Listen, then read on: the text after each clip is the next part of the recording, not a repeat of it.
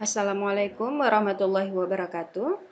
Pada pertemuan pertama ini, Ibu akan menjelaskan, menyampaikan tujuan dari pembelajaran kita, yaitu pada mata kuliah micro teaching. Nah, di sini kalian dapat melihat apa saja CPL yang harus dikuasai setelah pembelajaran micro teaching ini. Terutama pada KK, sini KK2, KK4, dan KK8. Mahasiswa harus mampu menyelenggarakan pembelajaran yang mendidik sebagai guru kelas MISD, mampu memfasilitasi pengembangan dan seterusnya, dan mampu mengembangkan keprofesian dan keilmuan guru kelas. Berikutnya, CPMK dari mata kuliah ini. Yang pertama, mampu menempatkan bersikap bertanggung jawab, kemudian mengaktualisasikan diri dalam pembelajaran, mampu menggunakan teknologi informasi dan komunikasi dalam merencanakan, melaksanakan, mengevaluasi, dan mengelola pembelajaran, kemudian mengkaji dampak penggunaan dan pengembangan teknologi dalam pembelajaran, mampu melakukan literasi numerasi dan literasi membaca untuk pengembangan keilmuan dan kemampuan kerja, mampu memanfaatkan teknologi digital untuk pembelajaran bidang guru kelas, mampu mengembangkan potensi keilmuan bidang guru kelas, dan terakhir mampu berkomunikasi secara efektif, empatik, dan santun.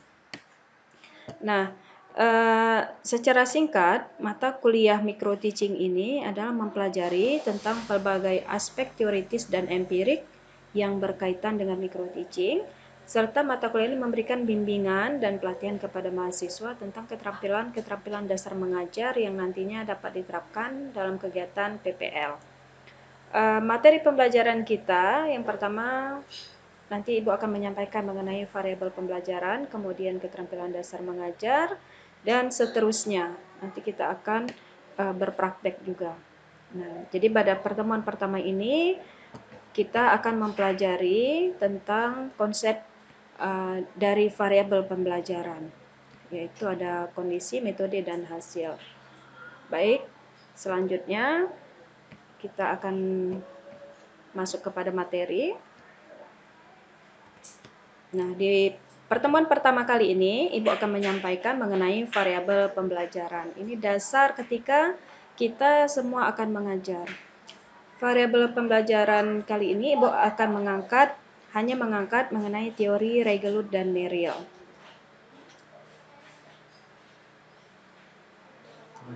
Nah, apa sih sebenarnya pembelajaran? Pembelajaran itu merupakan interaksi edukasi antara guru dan siswa. Kenapa harus edukasi? Karena kita melangsungkan pembelajaran gitu ya. Ada juga nanti yang pendidikan yang interaksinya non edukasi. Seperti nanti guru-guru melatih siswa atau menstimulus siswa melakukan kegiatan di luar kelas pembelajarannya. Nah, interaksi itu untuk apa? Tujuannya adalah untuk mencapai tujuan pendidikan itu sendiri. Maka, untuk mencapai hal tersebut, guru harus mampu mengidentifikasi dan menyelenggarakan pembelajaran agar memudahkan siswa dalam belajar. Nah, tujuan pembelajaran itu adalah memudahkan orang lain ikut belajar bersama kita. Jadi jangan mempersulit peserta didik dalam belajar. Mudahkan mereka semua, fasilitasi mereka dengan fasilitas yang memang kita miliki gitu ya. Kemudian setelah kita memudahkan mereka, kemudian kita dapat memanipulasi beberapa dari 3 variabel pembelajaran itu. Nanti kita lihat bagian variabel yang mana yang dapat kita manipulasi. Nah, tujuan pertemuan kali ini adalah untuk yang pertama memberikan teori Regelut dan Merrill, yang kedua mengidentifikasi masing-masing variabel pembelajaran. Variabel pembelajaran itu sendiri ada 3, yaitu ada kondisi, ada metode, dan hasil. Nah, kondisi pembelajaran itu adalah variabel yang harus diterima dan di luar kontrol pengajar. Nah, kenapa disebutkan variabel yang harus diterima? Karena guru akan menerima peserta didik dengan berbagai latar belakang dirinya. Kemudian peserta didik ini juga memiliki berbagai faktor-faktor yang mempengaruhi sehingga dia berkemauan untuk belajar.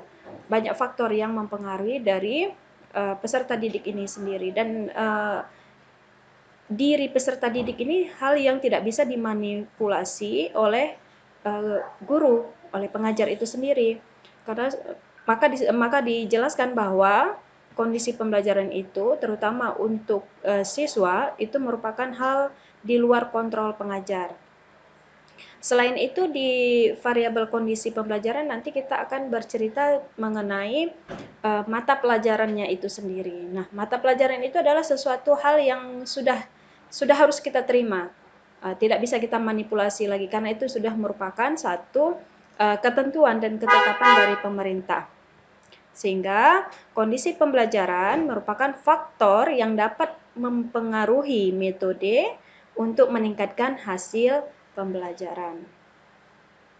Nah, berikutnya adalah metode pembelajaran. Metode pembelajaran ini faktor penting dalam sebuah pembelajaran, dan hanya metode pembelajaranlah variabel yang dapat dimanipulasi oleh pengajar.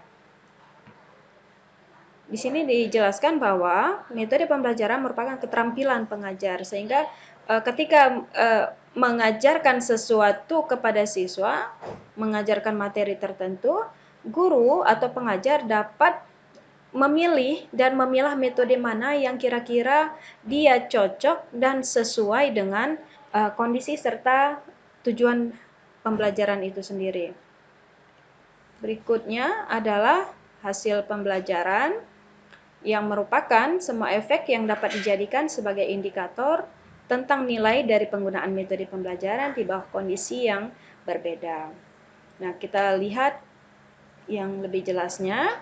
Nah, ini adalah bagan dari variabel pembelajaran.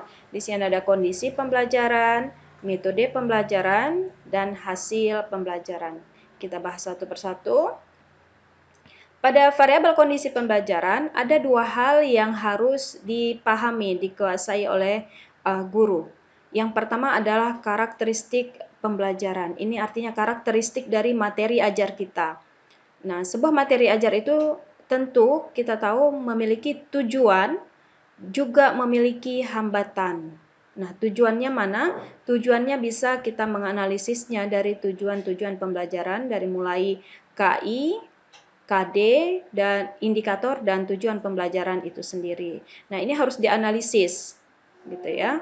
Harus dianalisis, tidak boleh tidak dianalisis. Fungsinya apa? Fungsinya tujuan ini nantinya menentukan strategi pembelajaran apa yang sesuai, yang cocok kita gunakan untuk membelajarkan materi tersebut.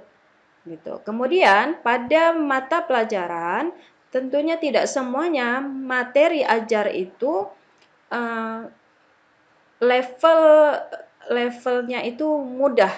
Jadi materi ajar itu kita bisa katakan berada pada level yang mudah, sedang, dan sukar. Nah, dengan mengetahui hambatan tersebut, maka guru nantinya dapat menentukan strategi penyampaian yang bagaimana, yang sesuai, yang cocok, sehingga materi-materi ajar yang dia pada level sukar itu mudah diterima oleh siswa kita. Yang kedua, pada kondisi pembelajaran ada yang namanya karakteristik siswa. Nah, karakteristik siswa inilah yang banyak faktornya. Misalnya ada faktor psikologisnya, ada faktor ekonomi, ada faktor pola asuh, kemudian ada faktor gaya belajar. Nah, itu semua mempengaruhi dari karakteristik siswa itu sendiri. Faktor budaya juga mempengaruhi dari siswa, mempengaruhi diri dia, sehingga dapat kita katakan bahwa kondisi pembelajaran ini bukanlah variabel yang dapat dimanipulasi oleh gurunya, gitu ya. Kenapa guru harus mengetahui karakteristik siswa? Supaya gurunya dapat menentukan strategi pengelolaan pembelajaran yang tepat ketika mengajarkan satu materi tertentu kepada siswa di dalam kelas. Nah, metode inilah yang dapat variabel yang dapat dipilah atau dimanipulasi oleh guru, gitu ya. Jadi variabel kondisi tidak bisa. Kemudian hasil pembelajaran. Nah, hasil pembelajaran ini sama dengan tujuan pembelajaran. Ini juga variabel yang kita tidak bisa kotak-katik, gitu ya. Kenapa? Karena hasil pembelajaran ini sudah ditetapkan, gitu, sudah ditetapkan oleh pemerintah. Jadi apapun, bagaimanapun kondisi pembelajaran kita, maka hasil yang dituntut atau yang ditetapkan haruslah pembelajaran itu efektif, efisien, dan memiliki daya tarik dalam pembelajaran. Oke, sampai di sini kita lanjutkan ke kalau pernah mendengar tentang teori belajar dan pembelajaran, ini biasanya sudah disampaikan pada materi psikologi, gitu ya. Psikologi biasa sudah disampaikan mengenai teori belajar dan pembelajaran. Nah, ada dua. Yang pertama ada teori belajar, yang kedua ada teori pembelajaran. Bila dihubungkan dengan variabel pembelajaran, maka teori belajar itu dia memiliki dua variabel yang dapat dikontrol oleh gurunya. Yang pertama kondisi pembelajaran, itu akan berhubungan dengan hasil pembelajaran. Jadi bagaimanapun kondisi pembelajaran kita, hasilnya itu harus efektif, efisien, dan berdaya tarik. Nah, sementara untuk teori pembelajaran, inilah yang dapat dikontrol oleh guru. Metode pembelajaran yang digunakan itu, metode pembelajaran yang telah dipilih, harus dapat mencapai hasil pembelajaran yang sudah ditetapkan. Ibu kira sampai di sini pertemuan kita pada hari ini. Terima kasih. Selamat menentukan dan menganalisis materi ajar yang nantinya akan kita praktikkan di dalam kelas. Terima kasih. Assalamualaikum warahmatullahi wabarakatuh.